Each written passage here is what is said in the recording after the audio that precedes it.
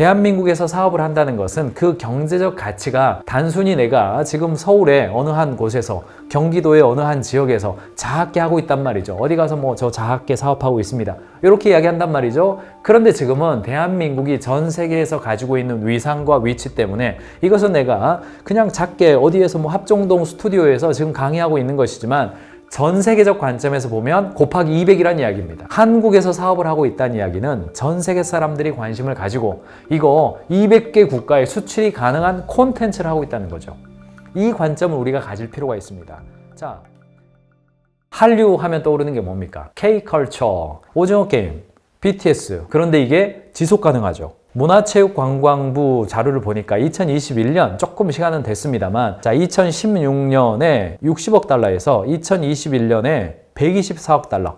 우리나라 돈으로는요 14조 3천억이에요. 콘텐츠만 수출한 거예요. 주요 수출 품목을, 한국의 주요 수출 품목을 보더라도 디스플레이 채널이 36억이고요. 전기차가 69억이고 2차 전지가 86억인데 반해서 가전제품이 86.7억이에요. 그런데 콘텐츠가 124.5억이란 말이죠. 콘텐츠 매출이 현대자동차가 1년 내내 자동차 팔아가지고 번 돈보다 마블이 어벤져스 영화 만들어서 번 돈이 더 많죠. 전 세계적으로 선진국형 사업은 콘텐츠 사업으로 바뀌는데 왜 그러냐? 콘텐츠를 1억 달러 수출을 하면 전체 생산 유발액은 5억 달러가 생기니까요. 우리나라 돈으로 5,900억, 약 600억이 생기기 때문에 소비재를 수출해서 유발을 하는 거죠. 그 다음에 생산 유발 효과도 많습니다. 그래서 최근 5년간 특별히 K뷰티와 K푸드 이 두 가지가 최근 급성장세를 보여왔는데 2021년 기준으로서 K뷰티는 10조 9천억 원이에요. K푸드는 113억 6천만 원이에요. 점점점 급성장하고 있습니다. 이 추세는 계속해서 더 올라가는 게 분명하죠. 올해 뉴스 기사 보여드렸습니다. 농림수산식품부에서 발표를 했죠. 1차 제품, 전에는 가공식품 중심으로 수출이 이루어졌는데 비가공식품 중심으로 수출이 이루어졌는데 지금은 가공식품 중심으로 수출이 이루어지고 있다. 이게 마진율이 높은 거 팔아먹고 있다, 이런 이야기입니다. 우리 뭐 일본에다가 김 팔고 뭐 오징어 팔고 뭐 그런 이야기가 아닙니다. 그걸 가지고 식품을 가지고 가공을 해서 공산품화 시켜서 수출하는 거예요. 고마진 수출이죠. 기소르망이라고 프랑스의 문화비평가가 있는데 상품과 문화를 동시에 수출해 본 나라인데 그게 몇 나라 안 된답니다. 상품만 수출하는 게 아니라 문화도 수출하는 거예요. 그게 미국, 프랑스, 독일, 일본에 이어서 한국입니다. 우리나라가 요 정도까지 왔어요. 왜 제가 이런 말씀을 드리냐면 대한민국에서 사업을 한다는 것은 그 경제적 가치가 단순히 내가 지금 서울의 어느 한 곳에서 경기도의 어느 한 지역에서 작게 하고 있단 말이죠. 어디 가서 뭐 저 작게 사업하고 있습니다, 이렇게 이야기한단 말이죠. 그런데 지금은 대한민국이 전 세계에서 가지고 있는 위상과 위치 때문에 이것은 내가 그냥 작게 어디에서 뭐 합정동 스튜디오에서 지금 강의하고 있는 것이지만 전 세계적 관점에서 보면 곱하기 200이란 이야기입니다. 한국에서 사업을 하고 있다는 이야기는 전 세계 사람들이 관심을 가지고 이거 200개 국가에 수출이 가능한 콘텐츠를 하고 있다는 거죠. 이 관점을 우리가 가질 필요가 있습니다. 송창식이 나와가지고 우리 동네 담배가게 아가씨는 얼굴이 이쁘다네, 한 게 엊그제 같고 그냥 우리의 그 시대상을 반영하면서 그냥 뭐 이러이저래 한 것 같고 그냥 뭐 난 알아요 하고 부르고 그랬어요. 우리끼리 즐겼어요. 근데 그게 어느 순간 어떻게 돼요? 전 세계인이 즐길 수 있는 콘텐츠라고 인정받는 순간 곱하기 200이 되는 겁니다. 자, K 콘텐츠, 한국 문화 콘텐츠의 인기를 봤더니 현재 귀하우 국가에서 한류의 인기가 어느 정도라고 생각합니까? 했더니 조사 대상 국가의 대부분의 영역에서 전부 다 늘었습니다. 음식은요 45에서 52로 호감도가 더 증가했어요. 상위 5개 국가를 봤더니 사우디, 이집트, 대만, 베트남, 말레이시아. 전 세계적입니다, 이게. 내가 하고 있는 것이 곱하기 200. 곱하기 200이 된다면 뭐가 200이 될 수 있을지 이쪽으로 가셔야 된다는 이야기예요. K-팝이 전 세계에서 파도를 만들어 줄 때 우리 산업이 그 파도를 어떻게 탈 수 있을 것인가, 그거 봐야 됩니다. BTS 콘서트 1회당 경제 파급 효과는 1조 2천억 원에 달한다. BTS는 1년에 5조 원의 경제 효과를 만들어낸다. 미국 포춘지에서 그런 이야기까지 하게 되는 겁니다. 우리가 그 문화를 활용해서 어떻게 할 것인가, 그 기회를 볼 필요가 있어요. 발빠르게 움직이는 데들은 이미 움직였습니다. 자, 중소기업으로 한번 보자고요. 마스크팩 1위 브랜드 메디힐을 보유하고 있는 LMP 코스메틱은 방탄소년단과 2017년부터 콜라보를 진행해 왔어요. 러브 밀러브 메디힐 스토리를 담은 한정판 마스크 2,000개 출시하고 3시간 만에 완판된다. 마스크팩조차도 방탄소년단과 콜라보를 해서 점점점 성장하고 있단 말이죠. 마스크팩의 시장 사이즈나 규모가 얼마 정도나 될까요? 저기 어디 중동에 있는 사람, 아프리카에 있는 사람들이 마스크팩을 하겠습니까? 아니에요. 이제 한단 말이죠. 문화가 수출되니까. 한류의 인기를 활용해 한국 기업의 일본 시장 진출을 지원하기 위한 목적으로 기획되었으며 특히 2025년 오사카 엑스포, 오사카 엑스포 가시는 분 꽤 많이 있죠? 한일 국교 정상화 60주년을 앞두고 전략적 지원이 이루어졌다. 한류 박람회는 K-팝 콘서트와 대규모 수출 상담회를 연결해서 진행되었고 개막식에는 2만 명의 관중들이 참여하는 등 큰 호응을 얻었다.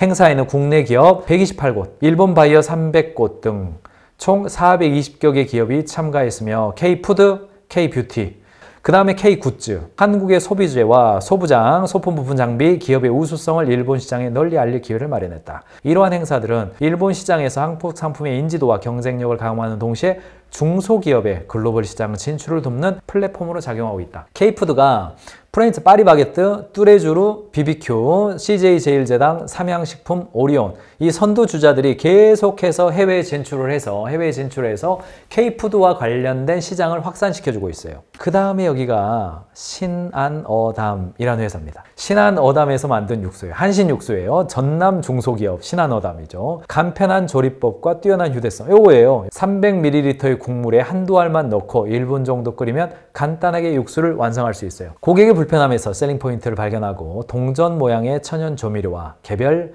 PTP 포장처럼 제품의 포장 방식에서 새로운 아이디어를 도입해서 소비자들에게 편리함을 제공했다. 한국적인 것을 전 세계로 가지만은 K-푸드가 지금 전 세계적으로 인기 있는 것은 단순히 한국에서 좋은 제품, 맛있는 제품, 레시피가 좋아서가 아니라 그것을 글로벌한 방식의 글로벌함을 채워줬기 때문인 거죠.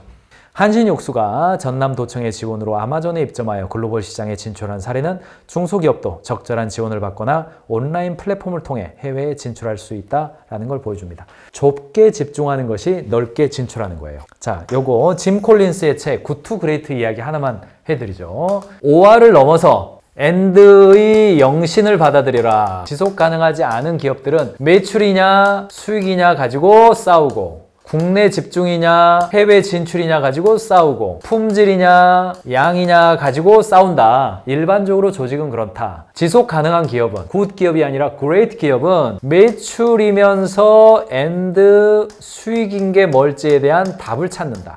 국내이자 국내에 집중하면서 엔드 해외에도 도움이 되는 게 무엇인지에 대한 답을 찾는다. 품질 향상 중요하다는 걸 인정하지만 동시에 양적 확대, 양적 확대도 중요하다는 걸 인정하고 그 답을 찾는다. 이 두 개를 동시에 충족하는 것은 존재한다. 다만 아직 우리가 발견하지 못했을 뿐이다. 이 엔드의 영신을 받아들인다는 거예요. 제가 그 이야기 하고 싶은 겁니다. 저는 지금 4년째 한국수자원공사의 애자일 코치로서 OKR과 글로벌 진출을 지원하고 있습니다. 1년에 전체 지원의 특정 몇 %를 선정해서 이 트랙에 올려 태웁니다. 올려 태워서 1년 동안 관리하고 있습니다. 그런데 여기에 2024년 올해 한 팀이 들어왔어요. 어디라고 말하면 좀 애매하니까 제가 다른 걸 가져왔습니다. 어느 한 지역의 그 물관리센터입니다. 이곳입니다. 그냥 작은 곳이에요.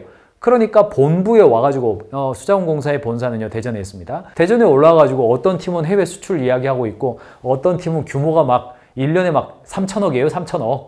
그리고 어떤 팀은 막 댐이에요. 댐. 서울시 전체를 책임지는 댐이에요. 그 다음에 어떤 팀은 정말 미래 친환경 탄소 중립적인 프로젝트를 진행하는 곳이고 어떤 팀은 초순수 그거 하는 팀이에요. 그러니까 막 의리번쩍하죠. 의리번쩍해요. 막 글로벌해요. 쓰는 용어도 뭐 어디 대통령을 만나니 뭐 다음 달에 어디 장관을 만나니 뭐 이런 이야기가 나와요. 그런데 이 팀이 있어요.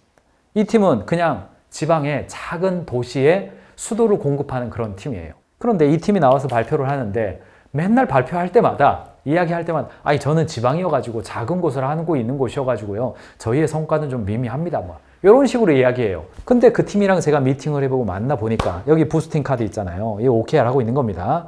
부스팅 카드 봐보니까 내용이 너무 좋아요.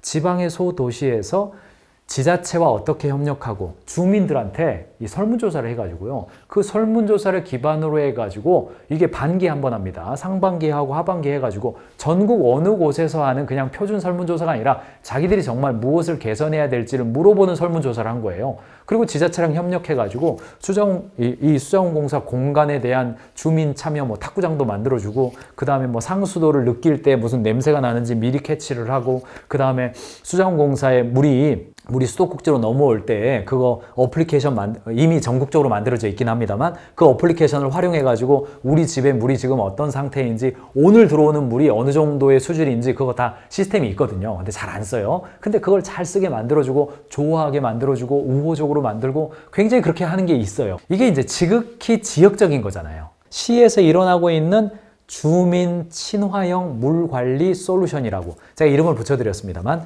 주민 친화형 물관리 솔루션이라는 이름을 붙이고 그렇게 진행을 해서 거기에 있는 시민들의 만족도가 90점 이상 나오거든요. 90점 이상의 만족도가 나오는 그 사례를 반드시 기록해라.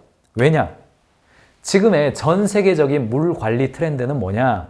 AI와 ICT를 기반으로 해서 국가 상수도를 전 과정을 스마트화하고 표준화하고 상향 평준화시키는 사회입니다. 그래서 전국적으로 보면 물 관리를 하는 것이 단순히 그냥 쓰고 버리는 관점이 아니라 생태계를 만듭니다. 생태계를 만들어요. 저수지에서 물을 썼다. 그러면 쓰고 버리는 것이 아니라 다시 재사용해서 지역 완결성 생태계를 만드는 것이 탄소 중립에도 도움이 되고 물 순환형 도시를 만드는 것이 미래의 물 부족 사회에서 미래형 대안이 된단 말이죠. 그런데 제가 그 시에서 그분들을 봤더니 제가 이렇게 말씀드렸어요. 확산 가능한 수준으로 만들면 기대 성과를 곱하기 200으로 해도 됩니다.